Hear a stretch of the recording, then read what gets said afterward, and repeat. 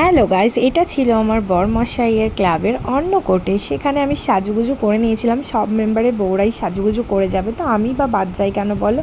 আর আমি সাজুগুজু করতে খুব খুব খুব ভালোবাসি, সেটা আমার ভিডিও দেখলেই তোমরা বুঝতে পারো। তো চলো সবাই মিলে রেডি হয়ে নিয়েছি। দেখো আমরা ম্যাচিং করে, সব সময় আমরা ম্যাচিং করেই পড়ি, আজ থেকে নতুন কিছু নয়। আর কাউকে মানে আমার ভালো লাগে খুব, আমরা কাউকে দেখে পড়ছি এটা হওয়ার আগে আমাদেরকে সবাই দেখে পড়ছে। তো যাই হোক, এটাতে আমি খুব খুশি, কোনো রাগের ব্যাপার নেই। তো চলো বরমশাই এখন রেডি প্রাণের জায়গায় যাওয়ার জন্য। বৃষ্টি হবে হবে করে যেদিন প্রোগ্রাম ছিল সেদিনও বন্ধ হয়ে গেছিলো বৃষ্টি, মানে হয়নি।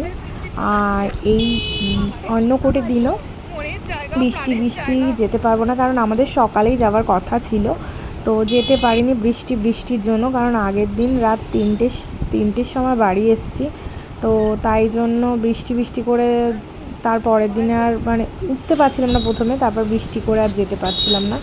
এই যে দাদু তার দিদিভাইকে নিয়ে, আমার মেয়েকে ছোট্ট থেকে দিদিভাই বলে ডাকে, মা বাবা দুজনেই, আমার এটা খুব ভালো লাগে। তো দাদু তার আমরা বাবা আমাদের সাথে চা খেয়ে নিল।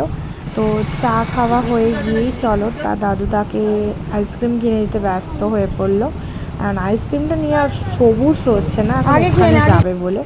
বেশি ভিডিও নিতে পারিনি কারণ এত ভিড়, আর ওখানে গেটে যেহেতু দাঁড়িয়েছিলাম, গেট ধরেছিলাম, সে বুঝে বুঝে লোক ঢোকাতে হচ্ছে। আমি অর্ধেক কাউকে চিনি না শ্বশুরবাড়ি পাড়ার।